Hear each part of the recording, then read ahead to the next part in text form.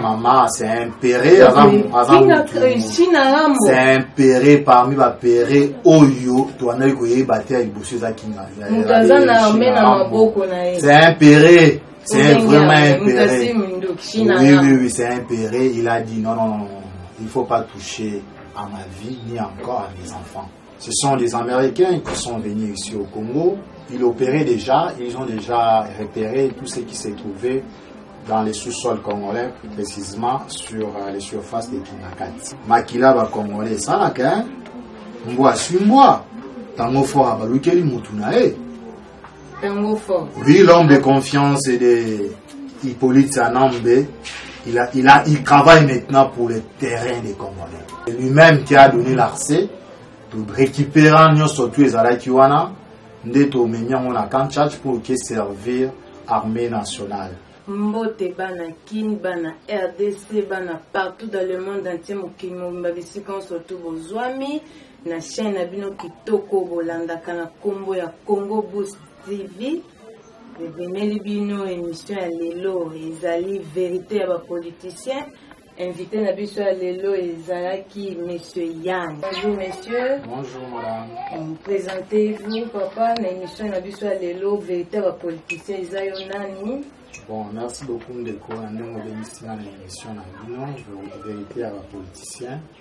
Mon nom c'est Yannick Maïngele, coordonnateur de la nouvelle génération Tshisekedi, cordon honoraire, parce qu'actuellement c'est le junior en maths excellence qui est notre coordonnateur. Merci, Banakin, Bana partout dans le monde entier, Boyo qui est mon quoi se présenter. Papa Yannick, l'émission n'a vu ces véritable politicien. Yo en tant que combattant, on est nous vraiment. Est-ce que vraiment, va désarmer Kabila pour le président Fatih Beton, il y a des années moi si ancien président Kabila, bah ça a mon mariage, Sikoyawa.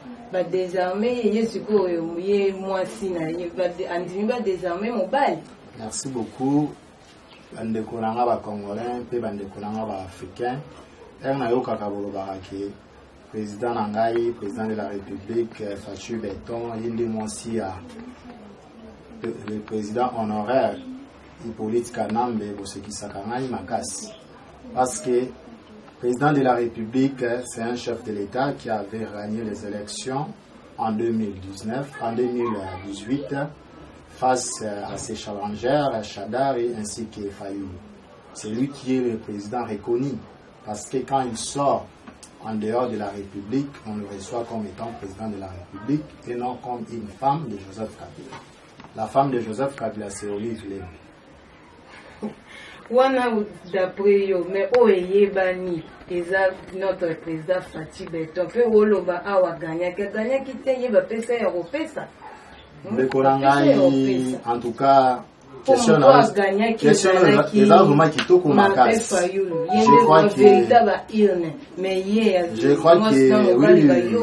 je crois que ndemo zabongo soki ndeko na mobali oyo abala yo ayebisi ngai ndeko Yannick Nikolo na simbisio mwasi na ngai oyo bakofanda na ye na ndako na moni te okozonga lisusu epai ya ndeko wana te parce que basimbisaka mutu mwasi te basimbisaka mutu pouvoir te parce que pouvoir ezali pouvoir mwasi pe ali mwasi soko tali même ba musicien na biso bayemba eloko eboma mokili ezali mwasi na mbongo.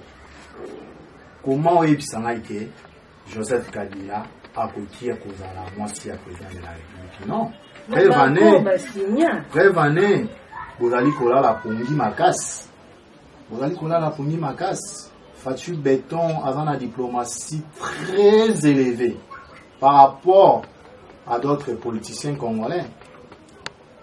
Il y a eu une semaine passée ou 2 semaines, le président a fait quelque chose où il s'est remis au Congo, les forces namibiennes au Bazaki na Est à Congo. Le président a négocié sous la voie de la diplomatie, rien que le BIC. Toutes ces forces-là, bazongi na sous-sol na bango. Nikole Koya, tokozonga na émission, tokotuna na lisusu, qui est vraiment la femme de Fatih Beton. Parce que Fatih Beton, il a eu une semaine passée ou 2 semaines, le président a fait quelque chose où il s'est remis au Congo, les forces namibiennes au Bazaki na Est à Congo. Le président a négocié sous la voie de la diplomatie, rien que le BIC. Toutes ces forces-là, bazongi na sous-sol na bango. Nikole Koya, tokozonga na émission, tokotuna na lisusu, qui est vraiment la femme de peut-être Kabila qui est notre marionnette. Non, Kabila est une marionnette. Kabila yende mobali fati beton ozoloba na yende mwasi. Siko na kingakati kuna nini eleki kuna yebisa biso. Libale panzani mwasi alivre mobali toni. Bon, ça je crois que dans un village, il y a un seul chef, il y a un seul roi. Au Congo, il y a un seul président de la République, son Excellence Antoine Félix Tshilombo Tshisekedi. C'est lui qui est le vrai béton. A livré Mobali? Non, on n'a pas livré Mobali. Brève année, on a posé Sabino en 2007, quand M. Kanambe Hippolyte, Alliance Joseph Kabila, il avait désarmé Jean-Pierre Bemba, le sénateur honoraire. C'est les mêmes choses au Salama. Il y a déjà 10 jours passés. Il y avait une force de notre FARDC, de la RDC, Bazala Kinakati Kinakati, accompagné par les commandos américains, pour désarmer l'homme de Kinakat, China Rambo. Il a été vraiment comme une femme par résistance devant les forces de nos combattants ici au Congo, plus la symbiose des forces armées américaines. Le président honoraire qui a fait 18 ans, qui a vraiment établi un état faible pendant 18 ans, il n'a pas pu même résister même une seconde. Au moment où je vous parle, Tobimisi Mamindu qui est là qui kuna, la zone ici en mot et pas à combattant à Bissau. Ceux qui n'arrivent pas à combattant, qu'au candidat référence à la combattant IDPS, ce sont les FARDC pour sécuriser le territoire national. Au moment où Tozali Joseph a discuté avec ses 15 gardes, ce sont des policiers. Au moment opportun, ce sont des policiers. Au moment opportun, tous ces acolytes vont chercher comment nager, comme le président Jean-Marc avait dit. C'est le moment maintenant, chacun de nous va nager. Ce sont des Américains qui sont venus ici au Congo. Ils opéraient déjà, ils ont déjà repéré tout ce qui s'est trouvé dans les sous-sols congolais, plus précisément sur les surfaces des Kinakat. Bon, ce ne sont pas des enquêtes, les Américains sont venus sur les plats terrestres et sur les plats aériens. Sur le plan terrestre, il y avait eu des commandos américains avec notre force des FARDC. Il y avait eu aussi des hélicoptères blindés ainsi que des drones. Quand ils sont venus, première ceinture, c'était des Soudanais. Ils voulaient résister. Alors que la Coca quittait à Monique, non? Ils avaient juste la première barrière pour arriver. Oui, c'est pour le Chinarambo. Chinarambo, il a ses milices. En tout cas, si c'est rapproché, je ne pense pas qu'il n'y a aucun Congolais. Tous sont des Rwandais, des Tanzaniens, des Soudanais. À la première entrée, ils ont neutralisé tous ces Soudanais. Quand ils ont arrivé là où Chinarambo, Hippolyte Kanambe, Alliance Joseph Kabila. Oui, il était sur place. Il était sur place avec toujours son jaquette et balinette naïe à Wenge. Et Bakutirana a Mekiko bouger.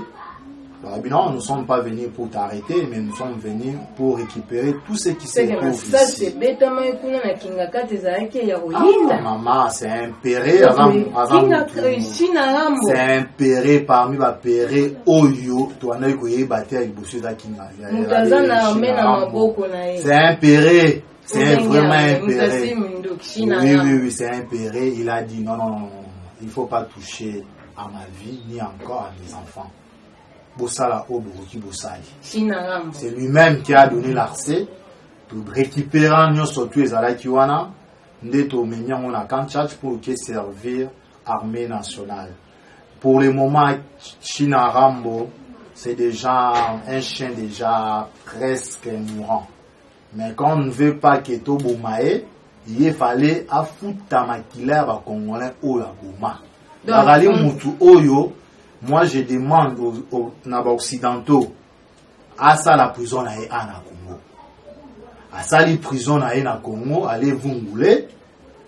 À côté même na ba sous-sol où ils allaient awa parce que na ces pays ça endroit mon très à l'aise. À part là on montre très à l'aise donc on resenga na ba congolais to senga toujours fatu béton ndenge amemaki procès à 100 jours ndenge sukaki ndenge tokomema procès o ya China Rambo soki mindele wa na posa ya kosambisa ye ba déplacer ces pays ba mema na Congo ba sambisie mais a passé boloko na ye à ce moment là ils ont la malam à part des armements qu'on a trouvé qui sous l'eau comment non il y a eu même des iranium ouais vané baliwe belé ça ma ba musicien ou na kina tani ba kombote mingi ba kotaki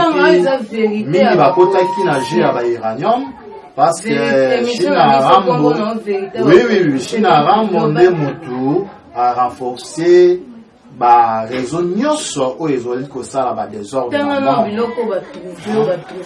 China Rambo a des iranium China Rambo a de l'or China Rambo a des cobalt China Rambo a presque 50 à 60% des matières premières qui se trouvent au Congo toujours na Kingakati ya ndenge moko alesaka balion na ye par rapport ya ba congolais o ba bomaka ba tutio ba ki ba bwakio balion na baleo donc ndenge za bongo même balion o nyo soto eza kuna il se révit ba sala se ressourcer na misuni ya ba congolais donc ali moto oyo pour que lelo yo Congo ezala oui agali mutulelo pour que président Nangaï Fachi aille ko réussir maintenant na ye China Rambo agali mututo kanga avant 2026 là to ko kanga ye tous ces Bochab Mende tout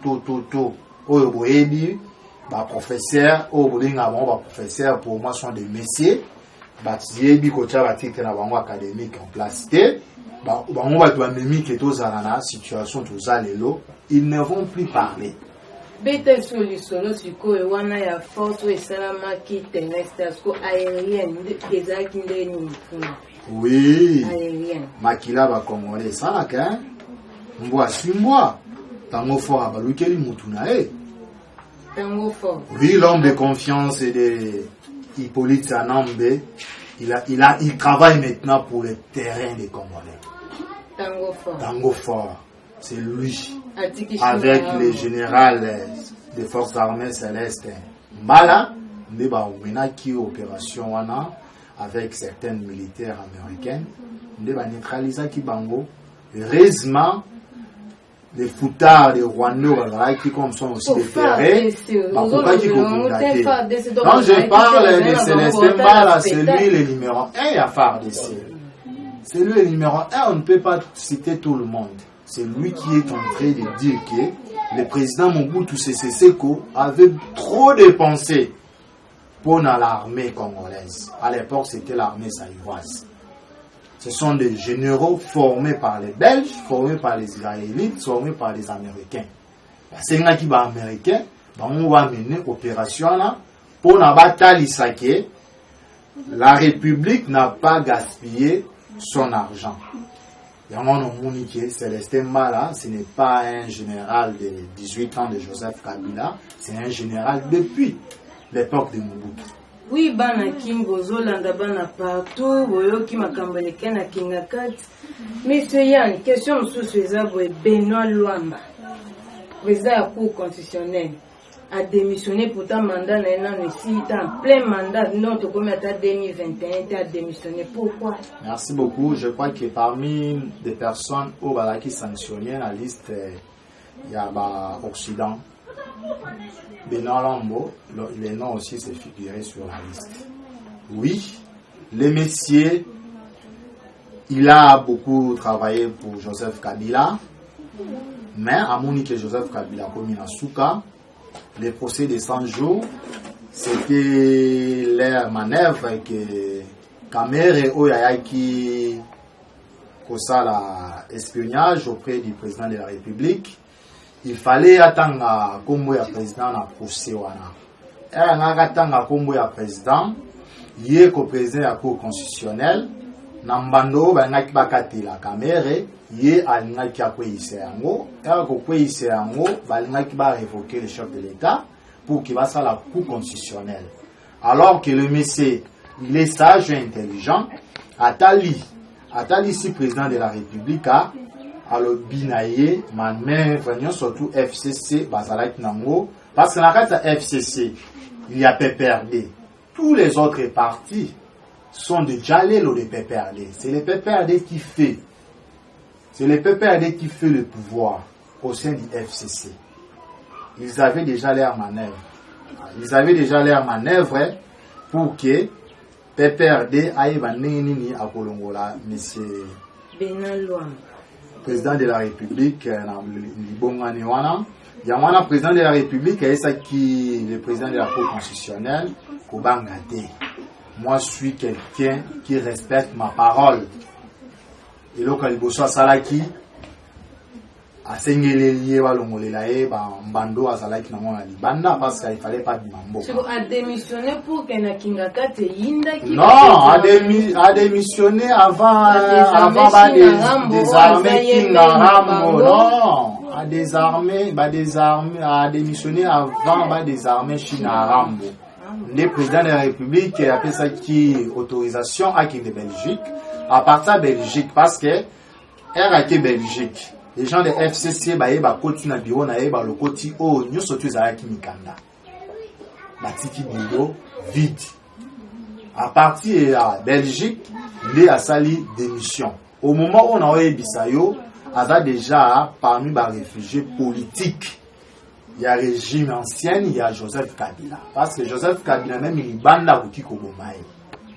Le président de la Cour constitutionnelle, Benan Luamba, a allé Kotambola maintenant, onisien. Partout à Zali, l'espace Schengen, il faut sécuriser. Parce que, au Yaout Kosala, a autour de sa manœuvre politique, il y a FCC. Oui, Banakin, Ozolanda, Ozolba, pour la FCC, est-ce qu'on marche à FCC? Madame, on les a marché. Madame, s'il vous plaît, on les a marché. Là, c'est comme des Congolais, précisément des Quinois. Baébéra déjà du solo, au papa Wemba Beta,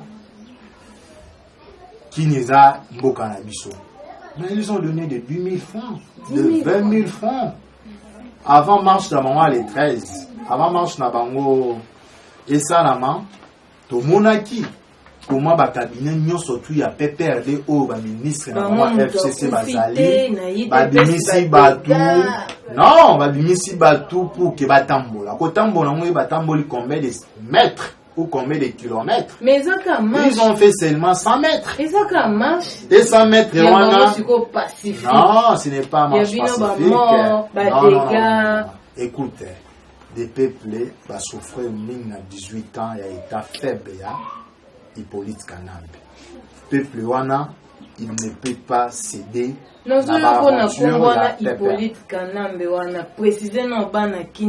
mais c'est vrai non, c'est Hippolyte Kanambe alliance Joseph Kabila. Kabila n'est pas vraiment le fils de Mouzé Laurent Désiré Kabila. Là, c'est non là pour nous faire la manœuvre. Oui, prévenez. Si on a un partenaire, on a vu sur l'Assemblée nationale, je n'ai Kabila le Bakini. À diriger la commission, mon corps, un étranger ne peut pas diriger. Nakata Tanzanie. Wana Tata Mwasinae, parce que ce n'est pas sa jumelle. Ok, à diriger Nakata Tanzanie. Commission au état la toujours mon amboka en fa diriger. Yemoko mutu afunda ke ils ne sont pas des Congolais. Monsieur Yann, lelo Jeannette a commis tata moi si yeninda za jumelle. Non, là tata moi si va presque même génération, n'est pas même ça, n'est pas même pas sa jumelle. Joseph Kabila devant Dieu, devant toutes les peuples tanzaniens, c'est un type là. Où Azalaki, Tarsimen, il y a des FAO, tout, il n'a jamais été tefa waye awa niye na ye makambo yango abezalaki na batuna question wana te batunaki wana baéchappatoire bon tozokoba question mosusu eza boye banomination ya bamagistrat na bagénéraux. Je croyais que oyebisa ngai na kati ya nommé bamagistrat na bagénéraux omoni ke nana na pouvoir. Mais Zaka Libala. Non! Cette nomination a créé maintenant des problèmes au sein des familles politiques de FCC, de Joseph Kabila. Oh, le premier ministre Nabango a commis mal vu la famille politique Nabango. Alors que qui est le garant de la nation, c'est le chef de l'État. Tout ce que le premier ministre Ilunga Kamba a dit que ça là, c'est montrer lorsqu'un premier ministre n'est pas là, il est en déplacement ou il est en mission de service, il a toujours une préséance. Il y a un moni, ministre intérieur, VPM intérieur, Asia qui contre-signe, il y a nous sommes tout ça. Donc, nous avons Banamboka, Bazali Kopola, Bazali Kondimate, mais Bakondimaka, jour, Baromonakan, de Konabango vraiment à Kangami, à ce moment-là. Je croyais que vous posez ma question. Bien peu de journalistes pour ça la recherche. Montez à l'université de Kinshasa, vous trouverez de belles images de nos hommes. Oh, Fatia Silko Sala Natamuke. Hommes 150, hommes 80 plateaux, hommes surtout, autour réhabilité en haut. Et les lois Nzela et l'Engesa, ils allaient avancer, mais ça les a avancé. Alors que 18 ans à Kabila, ils allaient toujours à envoyer Missa à Kolitinae. Ou au moment où on récupère Kango, où ils en ont beaucoup, il y a plus de 20 milliards. Où ils échappent qu'est-ce à l'État. Hein, de Kolanga. Sauf mouton en soi, ils en ont bêté. Mouton a vraiment en difficulté, c'est les caméléons, caméri. Des moutons à qui Congolais, surtout à Tchangou, va souffrir ma casse na embouteillage Oyo et Zali. Ce qui a débloqué qui m'ont surtout dans le moment Oyo, ton a déjà tout ça la route secondaire, Ndenge et Lenge Savarali Kosala, n'a qu'au prolonger boulevard Kimbuta, Oyo Souka na Bekatef. C'est un va plein à chef, les arrêts qui fait comme à 14e, n'a qu'au bimisa sur route secondaire de Nzoko vers l'université de Kinshasa. Mais les autres moutons, ceux que le BZR et ZRT, moutonnés à la population en difficulté, c'est Kameri. Kameri qui est vraiment le pièce maîtresse et à cette margouille à ce mouton. Et bon, les ouais, général, où tu recouvres. Bon, le général, il faut bien pour que ça annonce, il y a acte, il y a nomination, tout doit passer par le journal officiel. Donc, les cas qui déjà dans le journal officiel, pendant qu'il va notifier qui déjà général Wana, Azali déjà nommé, autant ordonnance Wana, ndé au monagi qui est bimisi combo ya général Wana. Dans le journal officiel, ça prend un peu de temps.